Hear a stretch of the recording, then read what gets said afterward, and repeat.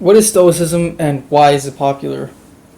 So, you've probably seen the name Stoicism before. I've personally seen a few YouTubers advocate for the philosophy. What is it then, and why is it so popular? My answer to this is because it allows a person to attain long lasting happiness.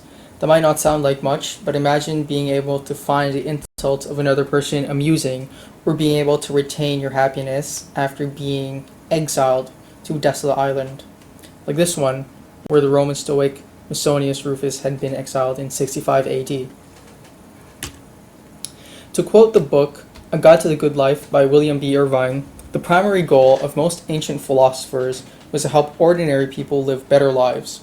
Stoicism was one of the most popular and successful of the ancient schools.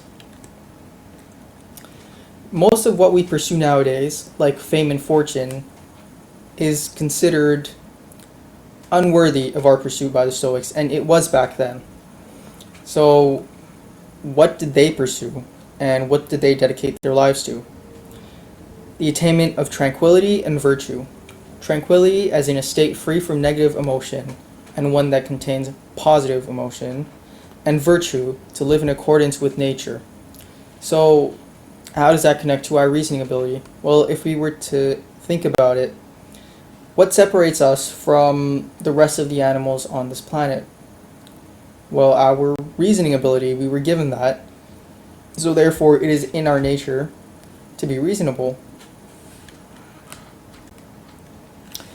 Zeno of Citium, is largely credited with being the founder of Stoicism.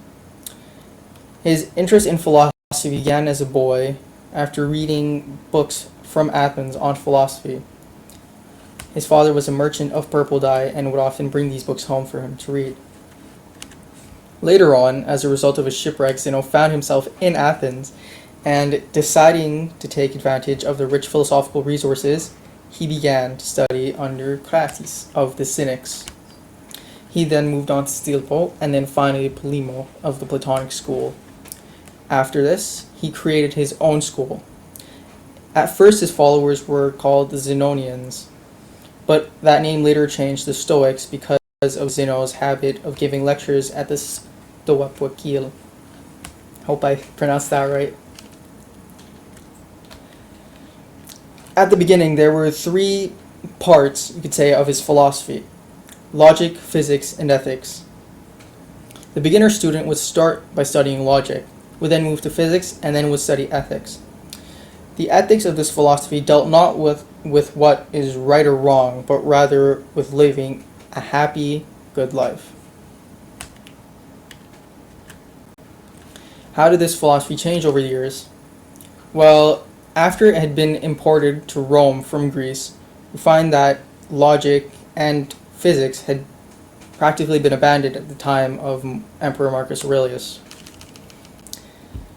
In Meditations, we find the emperor congratulating himself for not having wasted any time studying logic or physics and only focusing on ethics. The Stoicism that I'll be speaking about on this channel is Roman Stoicism, because that's all I've read about. As you've seen, I've quoted William B. Irvine's book. That's the only book I've read on Stoicism so far, apart from little articles and whatnot. As I begin to learn more, I'll also begin to share more.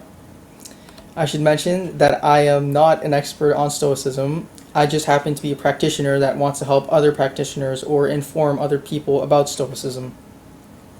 If you have any questions, just leave them in the comments below and I'll be sure to answer them. My name is Sulaiman.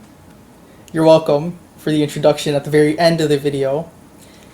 And I hope you have a wonderful day. Memento mori.